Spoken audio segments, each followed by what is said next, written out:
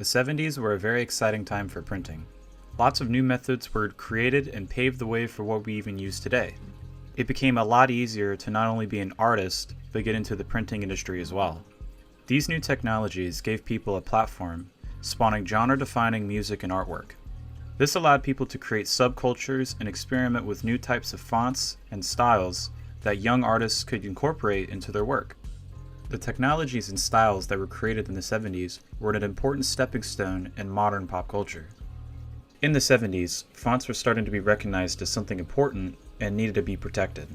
Designers such as Herb Lebowin started organizations called the International Typeface Corporation, which wanted fonts to be recognized by the copyright protection laws.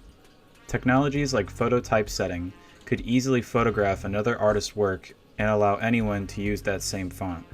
This meant designers such as Herb were essentially working for free because people could easily just steal any desired font they wanted. Once this was passed, the Typeface Corporation helped other designers distribute their fonts and created a marketplace for people to license their works. One of the most important pieces of technology that came from the 70s was the dot matrix printer. This was a printer that used a series of printed dots that made up a design or letter pattern. In its early stages, it was very hard to read, but definitely a start to what we use in modern day. Some of the first font families used in the matrix printer were Susan Kare, Geneva, Chicago, Monaco, and New York. This printer created a huge shift for font designers at the time, forcing them to create fonts and styles that would also work for the dot matrix printer.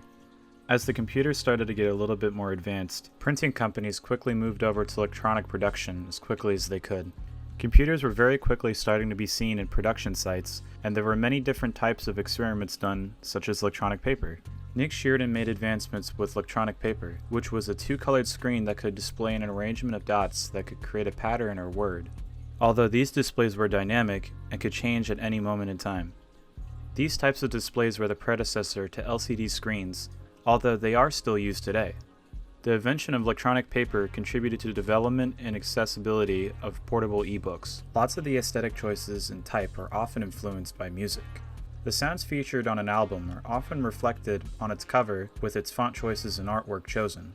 New Wave was a music style that started in the 70s with bands like The Police, Talking Heads, and Velvet Underground, to name a few. Some common traits seen on album covers are bold lines, minimizing on the round lettering as much as possible. Most of the band names are usually in capital letters, which gave it an in-your-face look, which is very hard to miss on music store shelves. All of these bands were very experimental with the sounds and instruments they used to use at the time. This works very well with the bold look all the covers had. Music in the 70s was starting to become a lot easier to produce. This allowed young kids who were big on anti-establishment to start working on their own homemade music, which some of them even made it big. This spawned an aesthetic and font choice, which had lots of inconsistencies and jagged edges. This played big into lots of the harsh sounds that were often seen in the music. This gave it a high energy and huge impact. Lots of these design choices can be seen in bands like Sex Pistols and Black Flag, just to name a few. It was very common to see font choices that looked like a collection of lettering from different sources, such as magazines and newspapers. Other times, they had to make the letters themselves if they couldn't find it. Some of the most popular music from the 70s included serif-styled fonts.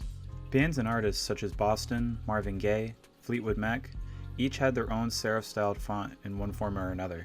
This could easily play into the wavy, long-flowing sounds that were predominant in the music. Those subtle rounded letters play a bigger role than you might expect. Rounded objects in life are often seen as more soft and relaxed. This makes it apparent to the viewer that the music is going to be more fun or relaxed, which was often very true. Music in the 70s is the leading factor to why certain fonts were more popular than others. Looking at signs and advertising everywhere at the time, you can tell that music played a big role into the inspiration into what artists used for whatever it is they might need. 1981 saw the debut of a new cable network titled MTV, or Music Television. The channel was dedicated to airing non-stop music videos 24 hours a day. The network had a unique style of branding in which the only design constant was the basis of the network's logo, a large 3D letter M with the letters TV in a handwritten style alongside it. This logo was modified into different variations used across hundreds of different promotional clips, which helped the channel rise to popularity very quickly. The success of MTV helped popularize the concept of creating numerous variations of a recognizable logo, and other businesses began using this as well. In the early days of computers, fonts were not nearly as streamlined as they are today. Fonts were generally designed for one specific system and could only work with the system they were designed for. This issue was remedied with the introduction of font formats. Font formats got rid of device restrictions on fonts, allowing the use of many different fonts across several different types of computers.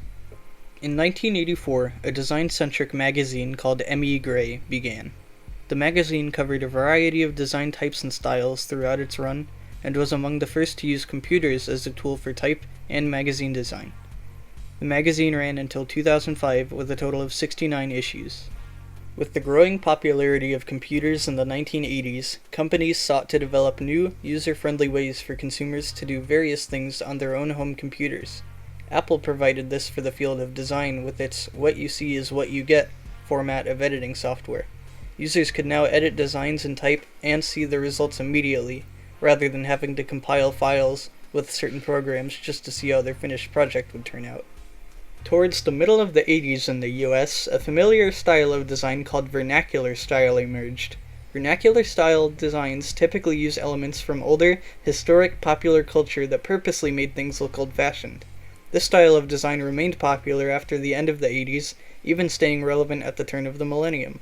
Starting in the mid-1980s, a style of design known as rave design became popular. Originally used in promotional materials for nighttime dance parties known as raves, the rave style caught on and began seeing use by several companies wanting to attract youth markets. The 1990s design world was fueled by deconstruction, Astro, and an entirely new world of typography. Everything about this decade had an overwhelming sense of optimism. Designers were using their creativity to express their values. Design companies also began to hold a huge responsibility for portraying a message through their designs. Around this time, Astro took on this challenge by creating identity programs, advertising campaigns, and design products. In addition to the corporate companies rendering new designs, the digital revolution has placed graphic design, typesetting, and desktop publishing in the hands of everyday people. Type became a tool that designers could now play with absolutely freely. Designers were now densely layering type, warping type, and setting type onto curves.